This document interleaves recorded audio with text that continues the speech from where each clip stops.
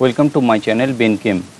Students, আমাদের দোবন chapter পড়া হচ্ছিল, দেখতে দেখতে অনেকটা এগিয়ে এসেছি। 3টে পার্ট আমাদের হয়ে গেছে, এটা আমাদের চতুর্থ অংশ, 4th পার্ট। এখানে আমরা প্রধানত কেলাস ও কেলাসন এই ব্যাপারটা নিয়ে আমরা পড়ব।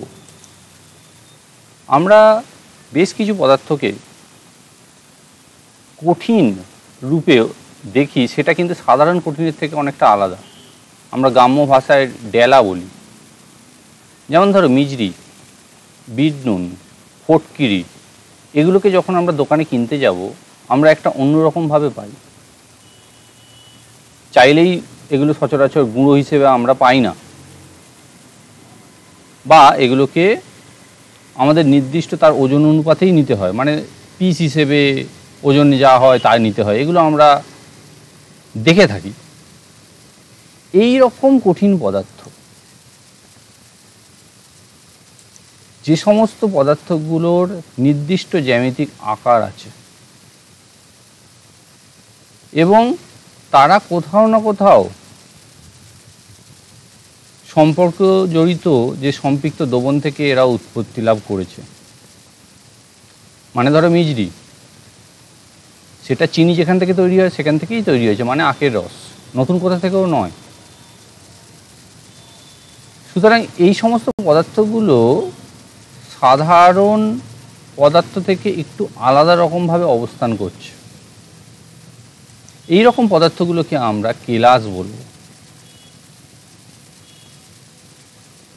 এই কেলাস তৈরি হওয়ার প্রক্রিয়াটিকে আমরা কেলাসন বলব। আরেকটু সহজ করে বলি, আমরা এর আগে বলেছি যে সম্পৃক্ত দ্রবণকে আমরা চাইলেই অতিরিক্ত দাব দ্রবীভূত করে অতিরিক্ত দ্রবণে পরিণত করতে পারি। তবে এই যে অতিরিক্ত পদার্থ বা অতিরিক্ত দাব দ্রবীভূত করলাম, সেটা কিন্তু সে সর্বদা দ্রবণ থেকে পৃথক হয়ে যাবে বা পৃথক হয়ে যাওয়ার চেষ্টা অন্তত করবে, যদি আগের উষ্ণতায় তাকে ফিরিয়ে নিয়ে যাই। কারণ সিস্টেমটাকে গরম করে আমি অতিরিক্ত দাব দ্রবীভূত করে তো ফেললাম, কিন্তু সে তো আগের উষ্ণতাতেই ফিরে যাবে, বা সোজা কথা বললে ঘরের উষ্ণতা বা রুম টেম্পারেচারেই ফিরে যাবে। তাহলে দাঁড়ালো কি, ঘরের উষ্ণতায় বা রুম টেম্পারেচারে অতিরিক্ত দাব তাতে দ্রবীভূত অবস্থায় আছে। এই অতিরিক্ত পদার্থটা কিন্তু ওই দ্রবণে থাকতে চাইবে না, সে পৃথক হয়ে যেতে চাইবে। যখন পৃথক হয়ে যেতে চাইছে তখন তারা নির্দিষ্ট জ্যামিতিক আকৃতি নিয়ে দ্রবণ থেকে পৃথক হয়। এই নির্দিষ্ট জ্যামিতিক আকার বিশিষ্ট কঠিন পদার্থগুলিকে আমরা কেলাস বলছি। দেখো ডান দিকে একটি ছবি দিয়েছি, এটা হচ্ছে কপার সালফেট বা তুঁতের কেলাস। নির্দিষ্ট জ্যামিতিক আকার বিশিষ্ট হয়। এই ধরনের জ্যামিতিক শেপকে আমরা ট্রাইক্লিনিক বলি। তোমরা উঁচু ক্লাসে গিয়ে পড়বে, এরকম 7 ধরনের বেসিক ল্যাটিস হয় জ্যামিতিক আকার বিশিষ্ট। তো এই যে কেলাস গঠনের প্রক্রিয়া বা পদ্ধতি, সেটিকে আমরা কেলাসন বা স্ফটিকীকরণ বলছি। আর কেলাসের সংজ্ঞাটা কি দিলাম না, নির্দিষ্ট জ্যামিতিক আকার বিশিষ্ট কঠিন কণাগুলোই হলো কেলাস। এখানে একটি কথা মাথায় রাখতে হবে, এই কণাগুলো যখন পৃথক হয় দ্রবণ থেকে, তার সব থেকে ছোট গঠন আর তারপরে অধিবৃদ্ধি দ্বারা, মানে একটার ওপর আরেকটা কণা ঘাড়ে চেপে যে বড় হয়, আকার কিন্তু একই হয়। যেমন ধরো আরেকটা অন্যরকমভাবে উদাহরণ দিই, ধরো লরি থেকে ইট নামছে, সেই ইটগুলো সাজানো হচ্ছে। সাজানো যখন হচ্ছে ইটের মতনই শেপের হবে কিন্তু সাজানোর পর। তাহলে সে ইটও একটি আয়তকার, আর ইটগুলো নামার পর যে পাঁজাটা তৈরি হলো, ইটের পাঁজা বলি আমরা গ্রাম্য ভাষায়, সেটিও কিন্তু ইটের মতো দেখতে। এখানেও তাই বলছি, এর আকার বাড়লেও এর কিন্তু যে শেপ, জ্যামিতিক আকৃতি, সেটা কিন্তু পরিবর্তিত হবে না। তাহলে এবারে এই যে কেলাসন পদ্ধতিটা আমরা ঘটাই কী রূপে? না, সর্বপ্রথমে হচ্ছে সম্পৃক্ত দ্রবণকে আমরা অতিরিক্ত দ্রবণে পরিণত করে ফেলি। কীভাবে? না, উষ্ণতা বৃদ্ধি করে, অতিরিক্ত দাব দ্রবীভূত করে। এরপরে তার ঊর্ধ্বপাতন ও অধিবৃদ্ধি দুটোই হতে পারে, কিংবা একটা হতে পারে, একটা হয় না, সেরকমও অনেক ক্ষেত্রে ঘটে। অধিবৃদ্ধি মানে একটু আগেই বললাম, একটি কণার ওপর অন্য কণাগুলো এবং একই ধরনের কণাগুলো চেপে চেপে বৃহৎ আকার অণু তৈরি হওয়া, যার জন্যই তার আকৃতিটা কিন্তু একই রকম থাকে। কেলাসনের কারণ কি বলবো? না, ওই যে সম্পৃক্ত দ্রবণকে আমরা অতিরিক্ত দ্রবণ করলাম বটে, কিন্তু সে তো থাকতে চাইবে না, কারণ অতিরিক্ত দ্রবণ তো অস্থায়ী। তাই অতিরিক্ত দ্রাব সর্বদা দ্রবণ থেকে পৃথক হয়ে যেতে চাইবে, এবং এটাই কেলাসনের উদ্দেশ্য তথা এটাই কেলাসনের মূল কারণ। কিন্তু এটা মাথায় রাখো, সকল কঠিন পদার্থ কেলাস নয়। তুমি লোহার দণ্ড কেলাস বলতে পারো না, মোমকে কেলাস বলতে পারো না, প্লাস্টিককে কেলাস বলতে পারো না, কারণ এদের নির্দিষ্ট জ্যামিতিক আকার হয় না। এটা এই ধরনের জিনিস, এটা রক সল্টও বলতে পারো, বা আমরা যেটাকে বিট নুন বলি, তো সেই সমস্ত তার একটা শেপ। এটা যখন কালারলেস হয় এরকমই শেপের হয়, ঘনাকাকের হয়, সাধারণ নুন বা লবণের শেপ, এবং এটা প্রকৃতিতে পাওয়া যায়। মানে যেখানে NaCl এর পরিমাণটা বেশি, অবশ্যই ওই গাঢ়ত্বগুলো খুব গুরুত্বপূর্ণ। এইরকম ঘনাকাকার সোডিয়াম ক্লোরাইড কণা আমরা পড়ে থাকতে দেখি। এরপরে আসি আরেকটি গুরুত্বপূর্ণ কথা, এই যে কেলাসন যখন ঘটাচ্ছি, মানে আমরা কৃত্রিমভাবে যখন কেলাসিত করছি, সেখানে ওই পদার্থের নির্দিষ্ট জ্যামিতিক আকারের একটি কণা যদি সেই দ্রবণে আমরা অ্যাড করি, তাহলে এই কেলাসন প্রক্রিয়াটি ত্বরান্বিত হয়।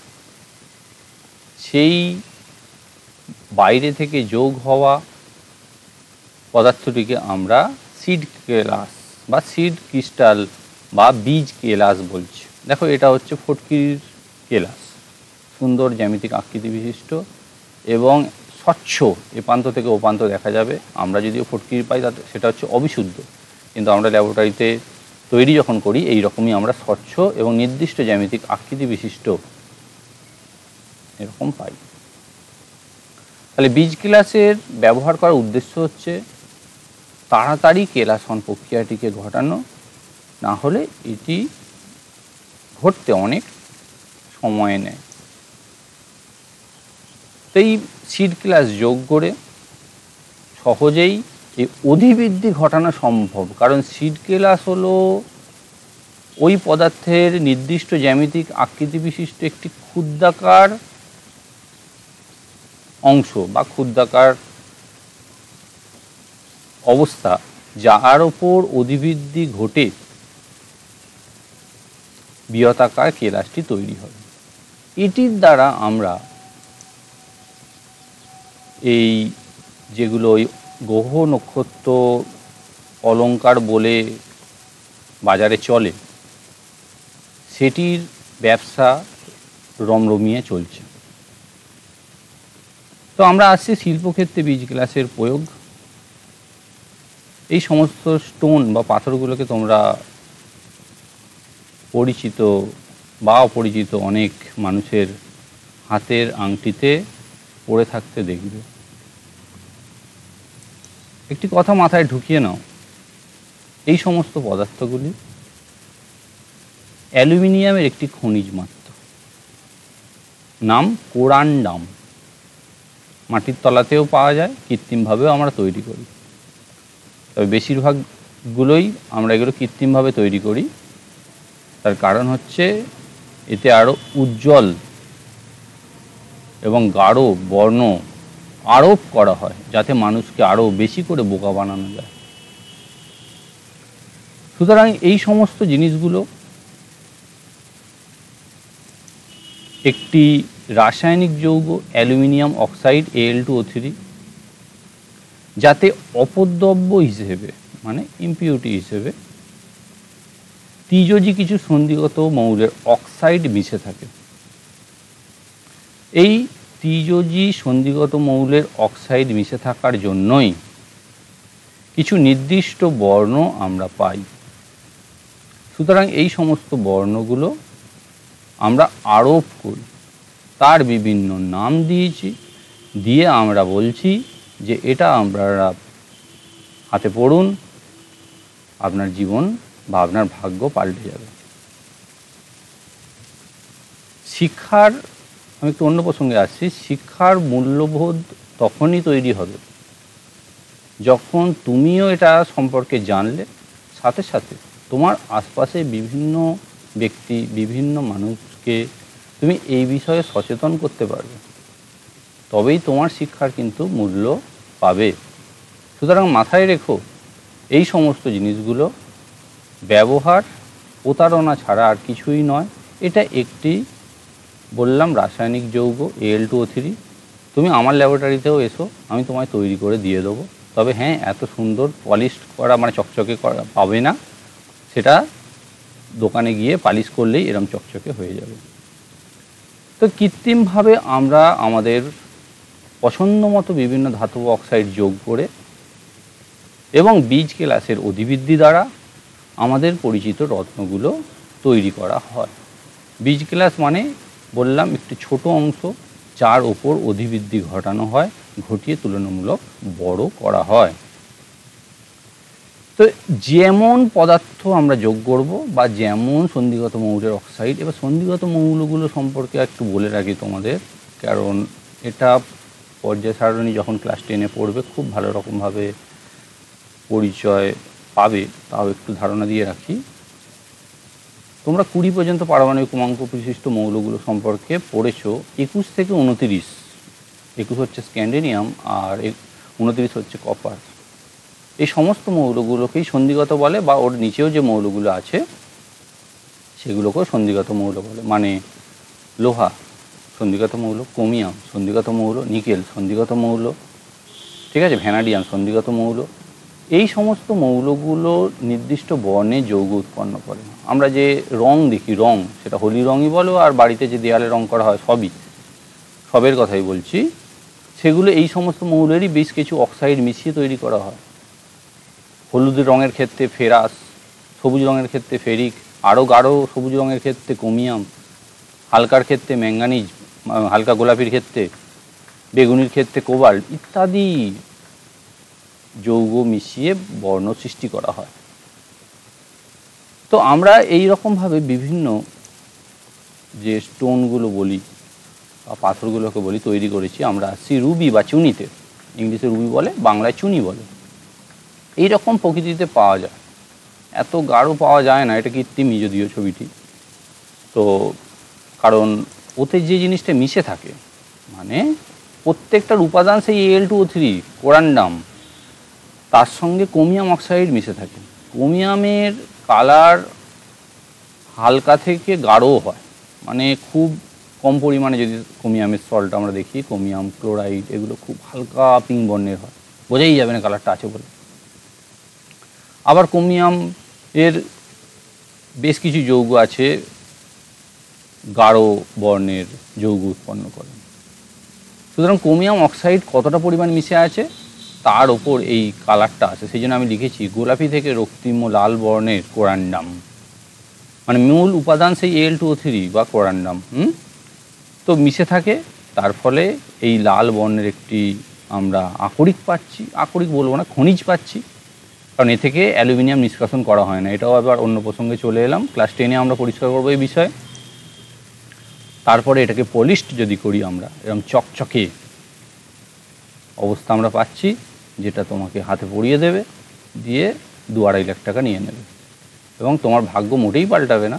কিন্তু তোমার কি হয়, ভাবলে তুমি এমন কিছু জিনিস পড়েছো, এত টাকা খরচা করে, তোমার কিছু না কিছু হয়ে গেছে।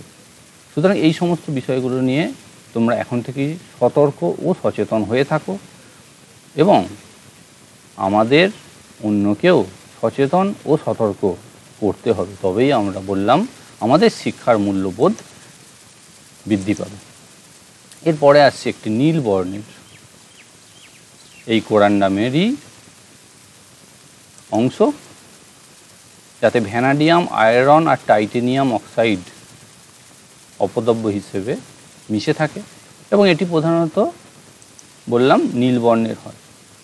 দেখো খুবই সুন্দর, উজ্জ্বল দেখতে, দেখেই ভালো লাগবে, কিন্তু মাথায় রেখো এগুলোর মধ্যে কোনো রাসায়নিক পদার্থ ছাড়া এর মধ্যে অন্য কিছু গুণাগুণ থাকতে পারেই না। এরপরে আসছে পান্না, ইংলিশে আমরা ইমার্ল বলি। এটা সবুজ বর্ণের হয়, এর মধ্যে বেরিলিয়াম অপদ্রব্য হিসেবে থাকে, সাথে কিছু টাইটেনিয়ামেরও অক্সাইড থাকে, নাম সেই জন্য দিয়েছি বেরিলিয়াম অ্যালুমিনোসিলিকেট, এবং সাথে টাইটেনিয়াম অক্সাইড থাকে। এটিও খুব সুন্দর দেখতে, উজ্জ্বল গাঢ় সবুজ বর্ণের হয়। এগুলোকে কাটিং করলে হিরে যেমন কেটে উজ্জ্বল করা হয়, এগুলোও ঠিক তাই, এর নির্দিষ্ট কাটিংয়ের দ্বারা এর উজ্জ্বলতা আরও এবং আরও বৃদ্ধি করা সম্ভব। তো এই সমস্ত পদার্থগুলো তৈরি করার ক্ষেত্রে বললাম বীজ গ্লাসের একটা খুবই গুরুত্বপূর্ণ। এছাড়া আরও বেশ কিছু ক্ষেত্রে এর ব্যবহার আছে, বইতে তোমরা দেখবে। এরপরে আসছি এই দ্রবণের শক্তিমাত্রা। দ্রবণের শক্তিমাত্রা বলতে বোঝাচ্ছি একটা দ্রবণকে বা দ্রবণের গাঢ়ত্বকে আমরা কী রূপে প্রকাশ করব, সেটাই হচ্ছে দ্রবণের শক্তিমাত্রা। সব থেকে সহজ যেটা শতকরা, শতকরায় যা বোঝো, গণিতের কনসেপ্টে যা বোঝো যে 100 গ্রামে কত, এরকম একটা পার্সেন্টেজে করা যাবে। এরপরে একটা আছে যেগুলো বেশি করে প্রয়োগ করা হয়, কারণ শতকরাটা খুবই কম প্রয়োগ করা হয়, গ্রাম পার লিটারে। অর্থাৎ 1 গ্রাম দ্রাবকে যত গ্রাম দ্রাব দ্রবীভূত করা আছে তাহলেই আমাদের মাত্রাটা বেরিয়ে যাবে গ্রাম পার লিটারে। এটি একটি আমাদের পরিচিত শক্তিমাত্রা। এরপরে আসছি মোল পার লিটারে যখন প্রকাশ করছি বা মোলারিটিতে, এটা খুব ভালো করে বোঝো, কারণ এটা আমাদের বহু ব্যবহারে লাগবে। সর্বপ্রথমে বলি মোল ব্যাপারটা কি। আমরা পড়েছি যে পরিমাণ পদার্থের মধ্যে অ্যাভোগাড্রো সংখ্যক মূল কণিকা থাকবে, এবং মূল কণিকা অণু হতে পারে, আয়ন হতে পারে, পরমাণু হতে পারে, তাকে আমরা মোল বলব। তো আণবিক ভর পরিমাণ পদার্থকে আমরা 1 মোল বলতে পারি, কারণ ওর মধ্যে অ্যাভোগাড্রো সংখ্যক অণু থাকে। যেমন ধরো NaOH, সোডিয়াম হাইড্রোক্সাইড। সোডিয়ামের পারমাণবিক ক্রমাঙ্ক ভুল বললাম, পারমাণবিক ভর 23, অক্সিজেনের হচ্ছে 16 আর হাইড্রোজেন হচ্ছে 1। সব যোগ করো, NaOH এর ভর হচ্ছে 40, তাহলে 1 মোল NaOH বলতে বোঝায় 40 গ্রাম। তো 1 মোল পদার্থ যদি 1 লিটারে দ্রবীভূত করা হয় তাহলে তার গাঢ়ত্ব হলো 1 মোলার। এবার যদি বিভিন্নভাবে মেশানো হয়, তখন যদি আমরা 1 লিটারে হিসেব করি, তখন সেটাকে আমরা বলবো যে আমরা গাঢ়ত্বটাকে মোলারিটিতে প্রকাশ করছি। তাহলে দাঁড়ালো এরকম, 1 লিটারে যত মোল দ্রবীভূত আছে সেটি তার মোলারিটি। এরকম একটা সমস্যা দিয়ে এটাকে পরিষ্কার করে বোঝাচ্ছি। ধরো 20 গ্রাম সোডিয়াম হাইড্রোক্সাইড 1 লিটার দ্রবীভূত আছে, কিন্তু আমাদের বলেছি যে 1 লিটারে 1 মোল যদি থাকে তখন হবে তার দ্রবণটার মাত্রা 1 মোলার, কিন্তু 20 গ্রাম আছে, তাহলে আগে একে মোলে পরিণত করতে হবে। তো মোলে কি করে পরিণত করব, না 20/40, কারণ আমরা জানি 40 গ্রাম সমান 1 মোল, তাহলে 20 গ্রাম সমান 20/40 মানে হাফ মোল।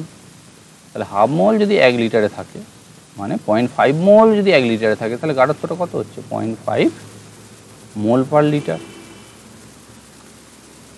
তো এইভাবে আমরা কিছু সমাধানগুলো করব, সাথে সাথে আমাদের দাবের কি বলে দ্রবণের অঙ্কগুলোরও কিছু একটু বাকি আছে, সেগুলো আমরা চর্চা করব।